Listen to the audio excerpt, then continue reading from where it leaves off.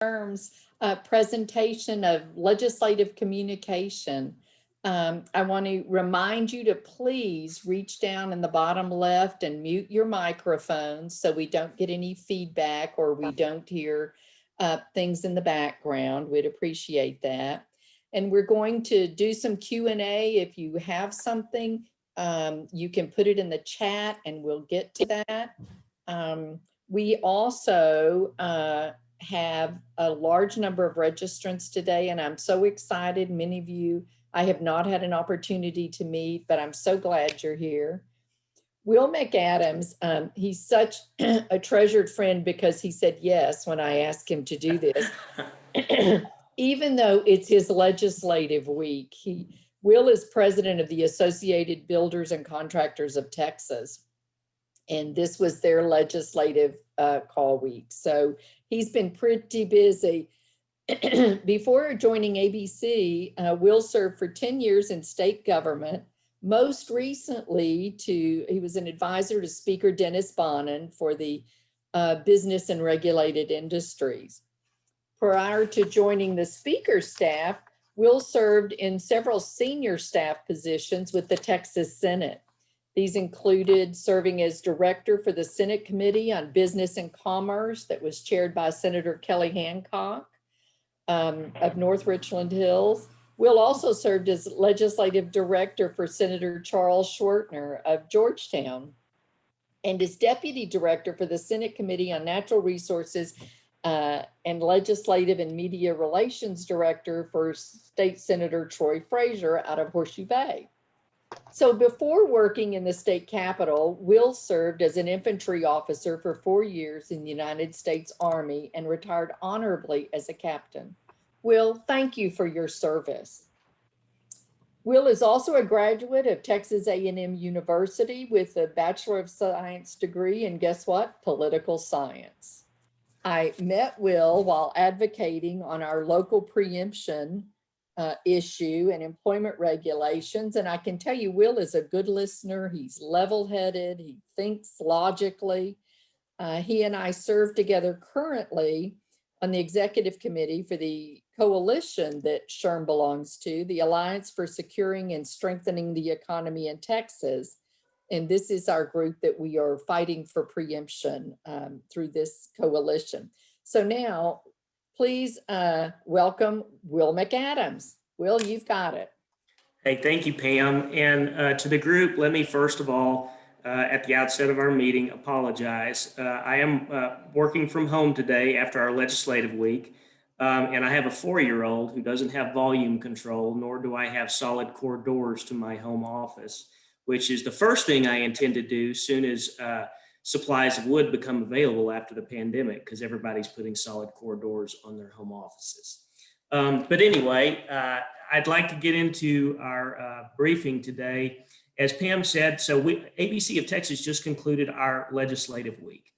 And it was unlike any legislative week than we've had in the past, obviously because of the pandemic. So when I talk about what the do's and don'ts are of communicating to the legislature, it's going to be, I'd like to talk to you about what you should do under normal years, because hopefully we don't have a global pandemic every 2 years and we sort of get back to normal.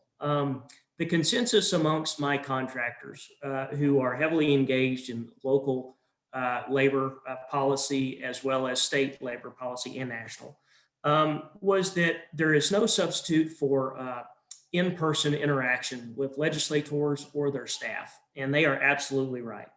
But what ABC, I'll describe this at the outset, what we did this session is we conducted a series of virtual roundtables with invited legislators to sort of sit on a panel just like we're kind of doing today and discuss policy issues that are relevant to the session.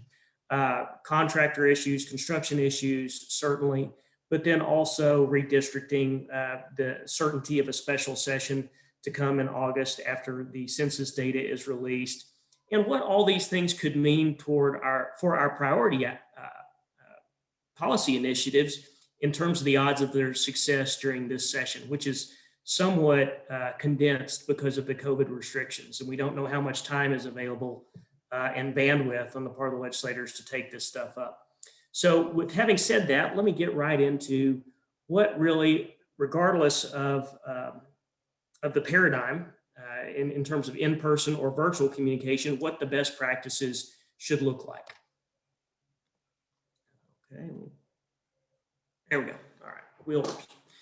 So the first thing I would advise everybody on this call to do, if you're considering speaking to legislators, policymakers in the executive branch, legislative branch, what have you, is you need to identify your goals, what you hope to achieve. Two primary goals when communicating to these type of personalities are, one, are you just trying to make them aware, enhance their situational awareness on an issue that may be developing? You see a train wreck coming in the future for your industry, you want to make them aware in real time, hey, this is happening, this is of deep concern to us and our members, to our industries, and we just want to keep you informed. That helps depending on the legislator and or the staff, because again, everybody sort of moves in and out of the building. Like myself, I spent 10 years there. It always helped to kind of have a historical memory on where these issues came from. Pam and I first started working together. I was director of the Senate Committee on Business and Commerce, actually, when the paid sick leave mandate first reared its head in Austin. And I helped form a stakeholder coalition to try to frame the issue and try to get ahead of this as it developed. And it certainly has developed. And now with the pandemic, it's just feeding right into the need for some type of policy fix. So having said that, you either need to take an approach toward your again, enhancing that situational awareness, or your goal is to affect change, and you need to be compelling and convincing for policymakers. Let me go to the next slide. So your next step is, once you've kind of framed what your goal is there, is you need to identify your audience. For the purposes of legislative day or walk up the hill or storming the Capitol, which is a phrase for legislative days that is out of favor since January 6th, by the way. So eliminate that from your communication strategy if you have it in there. You need to identify that audience, those offices that you hope to visit. I include, and because it is different. One, if you're pursuing legislators, you need to remember these guys and gals have real world jobs back in the districts. They have districts, they have a set group of constituents, and it's on a regional basis. So depending on your argument, coastal people are always worried about the Texas Windstorm Insurance Association, where people in Dallas don't want to talk about that. Matter of fact, if you suggest increasing their insurance rates, they're going to vote against you. It's that type of paradigm. So you need to know who you're talking to, depending on what the policy issue is that you hope to address. And for elected officials, governor, lieutenant governor, comptroller, that will affect how much detail you think about providing in terms of information. Because again, comptroller, if it's a tax related issue, or I'm sorry, their staff, you're going to need to get fairly meaty with what you want to, with the information you want to provide. And probably you're going to want to seek legal counsel on that, because there's going to be a whole lot of research that goes into that in framing your argument, and then also the materials that you hope to deliver. But then you get to the staff. Let me talk about kind of where legislative staff comes from. It runs the full gamut on who you'll talk to. On a normal year, on a normal session year, you will be talking to a 23-year-old intern, probably outside of a Capitol office. Or at best, you'll be talking to a Texas House member's chief of staff, who is going to be around 30 years old. And if you're really, really lucky, you'll be talking to a really senior member of the Texas House who's in leadership, and they're going to have like a 40 to 50-year-old chief of staff who has bounced around the Capitol a long time and knows a lot about everything. But in general, you're going to be dealing with an individual who their experience in both business and life is runs a mile wide and an inch deep. You know, when I worked for the first 3 years of my career out of the Army in the Texas legislature, I worked every policy issue from criminal justice to transportation policy to healthcare, health insurance, and regulated healthcare. And I was a jack of all trades and a master of none. I mean, because they have you going in so many different directions, just like the legislators themselves. They're forced to consider all these issues, but nobody can really know that much about any single topic unless they have the time and the focus and the direction to drill down on it, as we all know. So for those type of meetings, you're going to focus on a core group, a core package of information, which I'll go through there in this next slide, and provide them the basics so that at least they can start to say, okay, that makes sense. This is the issue. This is why it's important.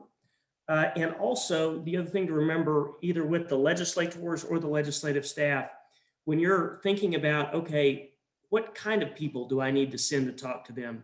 Their constituents, someone from their area on a regional basis is always the more compelling, because at the end of the day, your members who are also constituents of these people are their boss. And they do remember that. And they're always thinking about that in the back of their minds, like, okay, how can this affect me back in the district if this meeting doesn't go well? So that forces them to be one, especially when they're meeting with 40 groups a week, that forces them to be attentive and actually focus on what you're handing them in terms of the information that relates to your issue. So the next level of staff who are more experienced in specific fields are those legislative committee staff in both the House and the Senate. In the Senate, those committee staffs generally have at least 5 years of experience in the chamber. That's kind of a general rule. At least 2 sessions under their belt. That's what directors always look for when they try to hire policy analysts in those fields. Case in point, in the Senate Committee on Business and Commerce, I had an analyst assigned to health insurance because it's a regulated industry and it's so complex and so detail oriented. It has an entire agency, the Texas Department of Insurance, assigned to it. I was a specialist in utilities because utilities is a regulated monopoly market. You're dealing with people who, basically get a government sanctioned rate of return, and it's highly complicated. Then I had someone dealing with TDLR, Texas Department of Licensing and Regulation, because they regulate over 200 state licenses and over 800,000 Texans fall under their regulations. So that kind of puts it in context on who you're dealing with. And those individuals specialize in the areas of law, in my case, the utility code, but I also dealt with construction as well, but not as much. So I had experience in labor law for 8 years. And then the insurance code for those other individuals, and then the occupations code for the licensure related policy analysts. So that kind of gives you a taste of who you're talking to there. So when you go to talk to those people, you can drill down more, you can provide more information, and it's probably more helpful to them and helps frame your argument. And the executive branch people, that's like I was talking about the comptroller. If you have a tax issue, case in point, we have a bill this session to try to clean up the area of law that is going to allow the comptroller to tax our PPP loans, that keep small businesses and mid-sized businesses afloat. They're going to, without a change in law, they're going to tax that as gross income. So we're all kind of flooding the comptroller's office with detailed, hey, you guys, this is a bad thing. And we're providing areas of law where there's precedent. It's like, come on, you need to go back, relook at this so that you don't tax basically a recovery package from the federal government. So that gives you a sense of how deep to drill down with your particular audience. Okay, the basics. What is the absolute minimum you need to provide to especially that top tier, either the legislator who is going to give you 5 minutes, to get your non-negotiables in, or that legislative staff who you're going to need to provide one, an in-person summary when you talk to them, or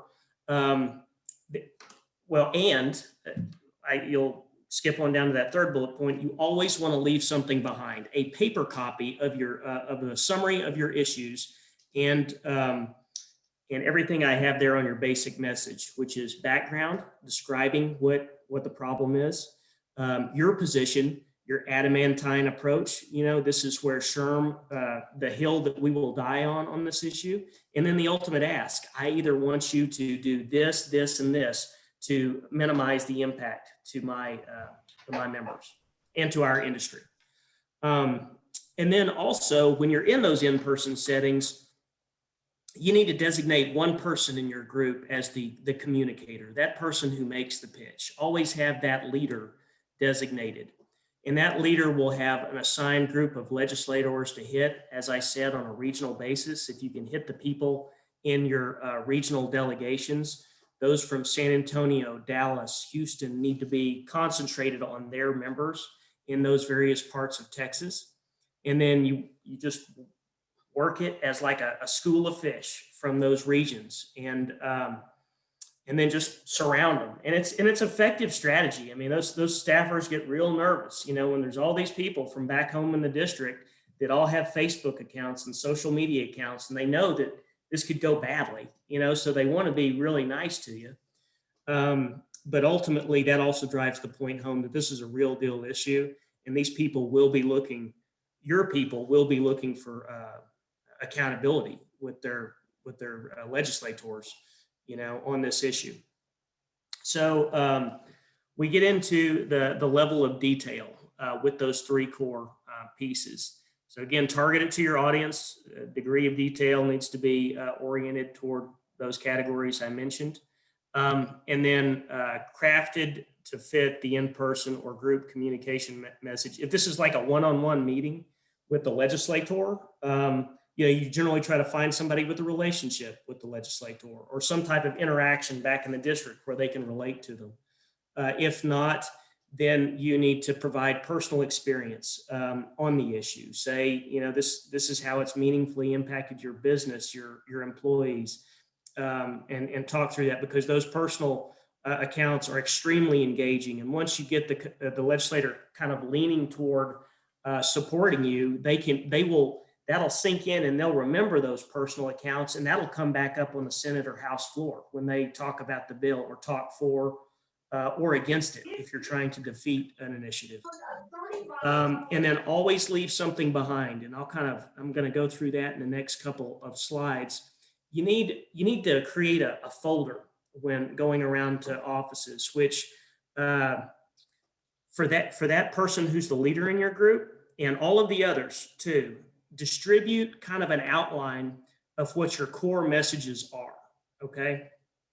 This is a copy of our 2019 summarized policy positions. This is not something that you'll hand to the legislator. This is just for your people so that they have talking points that they can kind of look at before they go in and engage with either the staff or the legislator.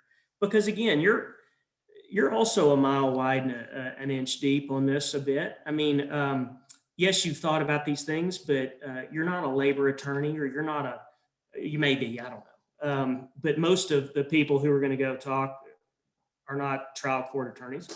And so they just need the bare essential things that they need to remember about each policy initiative that you're either pushing or trying to defeat. And then it's just an outline. And then this kind of looks like what you should leave behind, okay? And this is for that staffer who's, say if you're meeting with a legislative aide from a House office, but the House office is for a member of the legislature who's also a chairman of a committee. That aide is going to take this folder that you leave behind, and he's going to turn that over to that committee staff that also works for that member.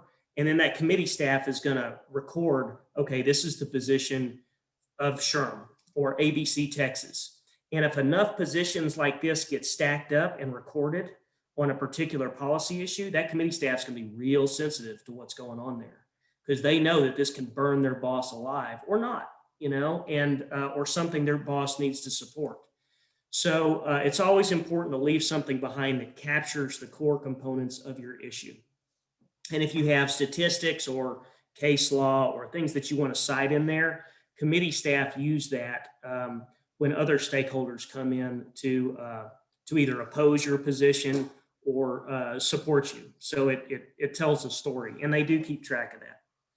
So yeah, So that's basically the kindergarten version of what I wanted to cover here. I want to say that uh, politicians work in a vacuum. Honestly, the staff tries to look ahead, but the politicians are dealing with so many different issues. It is hard for them to kind of keep real-time track of this unless it's on the front page of uh, the Dallas Morning News, if you're a Dallas member, or the Houston Chronicle, if you're a Houston member, or the San Antonio Express.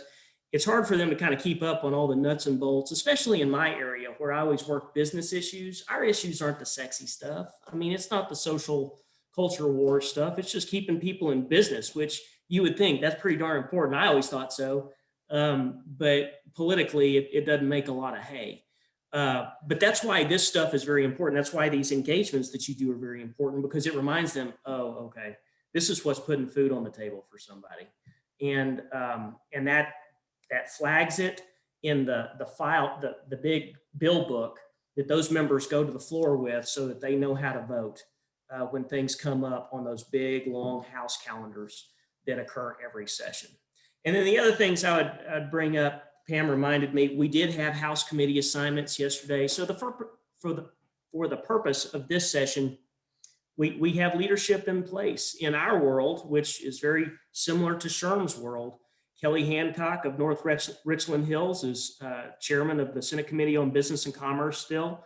That's going to be a very important committee. Senator Brian Hughes is chair of the Senate Committee on State Affairs. Going to be a very important committee because its jurisdiction is super broad, depending on the scale of the topic and the issues that it addresses. In the House, we have chair of the House Committee on State Affairs, which is now Chris Patty of Marshall, Texas, East Texas. And then we have a House Committee on Administration, which is Will Metcalf. And I only bring Metcalf up because ASSET, the Alliance for Securing and Strengthening the Economy of Texas, which Sherm is a part of, and so is ABC of Texas, has actually asked Will Metcalf to be our author for the TEPRA bill.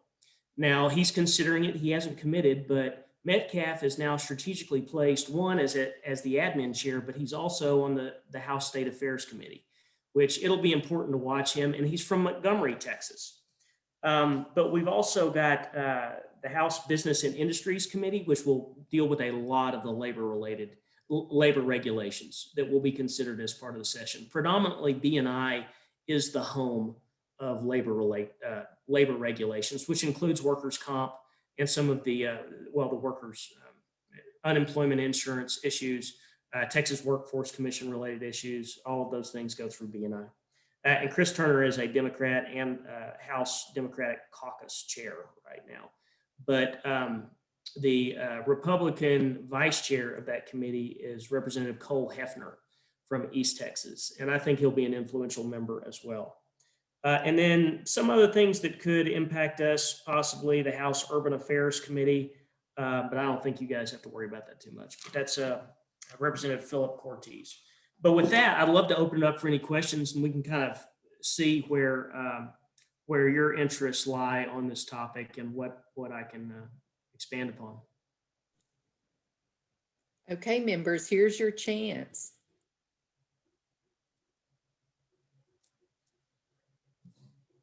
So Will, can you talk for just a minute while people are getting their courage to ask you a question, a little bit about, let our members know what has to be done and how the order kind of will fall out? So here's a couple of key dates when we're talking about advocacy for your members to remember at any session, pandemic or not. Constitutionally, legislation cannot be taken up unless it is a part of an emergency item by the governor. It cannot be taken up before the 60th day of session.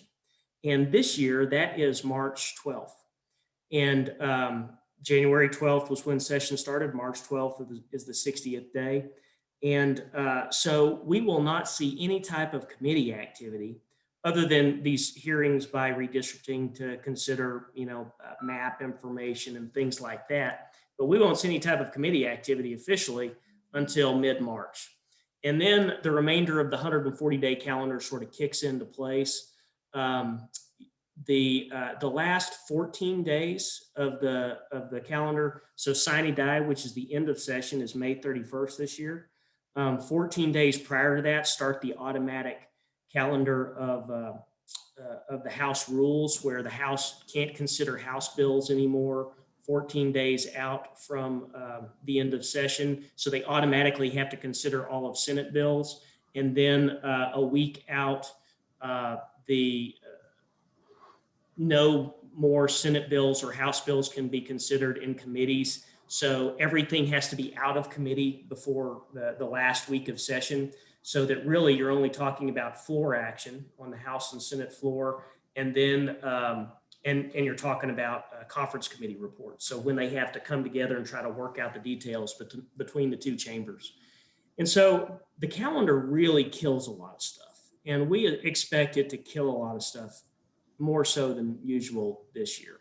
Matter of fact, seems like both parties seem to have an interest in doing that, especially knowing that the governor has to call a special session because the census data for redistricting, the detailed census data, I'm talking about the neighborhood census data that tells you where different demographic groups live and the breakdown of Republicans versus Democrats, that won't be out until July 31st. Which necessitates the earliest a special session can occur is August 1st. So there's a lot of politics that go into that. One, you hate to make bad decisions in the middle of a pandemic.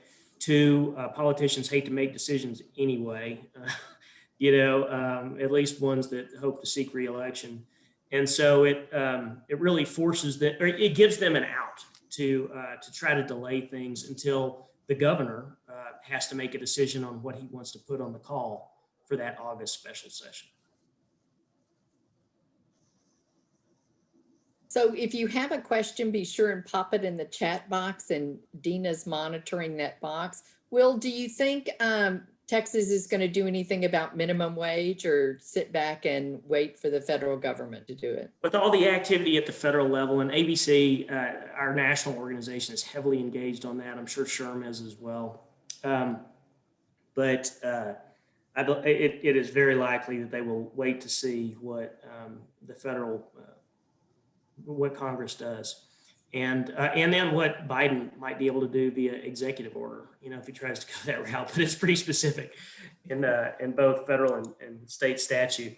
So no, I think that'll be the argument in B&I, because I think there's no fewer right now that I'm tracking 13 or maybe it's 14 bills that affect the state minimum wage.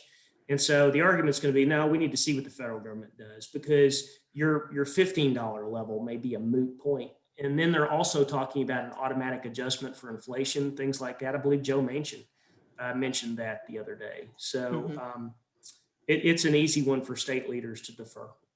Good. We do have some questions for you, Will. What's the best way to initiate contact for a legislator you're trying to get into? How do you get that first appointment?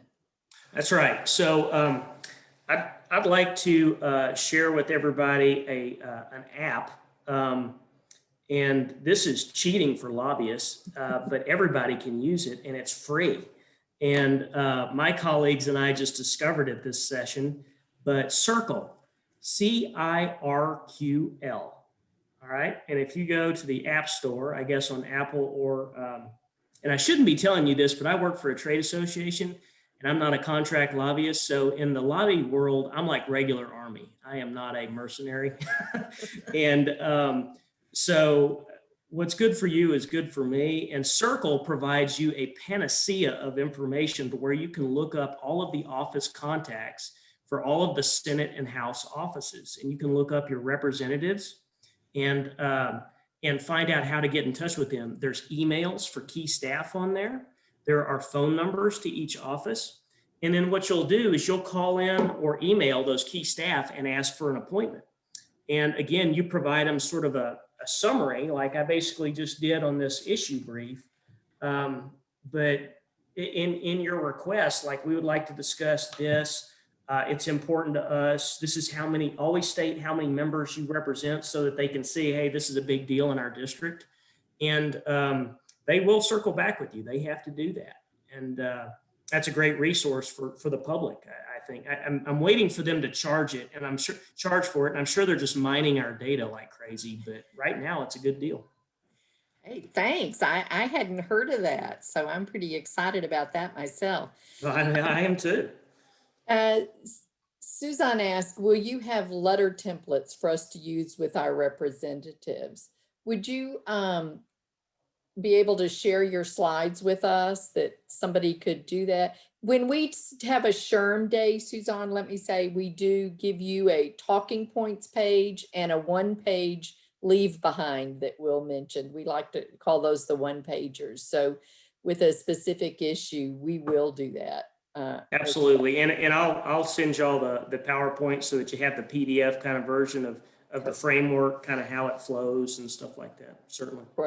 Great. We also have, if there's an issue that's not addressed in the set calendar, will the process have to start all over again? If there's an issue that's not set in the set calendar. All right. So if it does not pass during a regular session and it does go on the governor's call, yes, it does start all over again, but it's on an expedited calendar. That special session statutorily, constitutionally only lasts for 30 days. And so there's no pre 60-day period. A bill is filed, it is referred to a standing committee of the legislature, which is adopted during the regular session. So everything that has been adopted now, all these committees, they will already be formed for the purposes of a special session. And then as soon as that bill is filed, within 2 days, it is then referred to a standing committee for consideration, and they start having hearings. So it collapses everything down essentially to the month of April. Whatever you see in the month of April is exactly whatever you see in the month of March, because the filing deadline's in there, is the month that you'll kind of overlay on top of the special session. And so, yes, black and white answer is it starts over, but all of the preliminary infrastructure work, setting up the legislature for regular order business has already been done. So we'll, in a special session, excluding redistricting, let our members know how it gets, what happens in a special session. We don't look at all 5,000 or 7,000 bills in a special session. That's right. Only things can be considered that relate to the emergency items on the governor's call.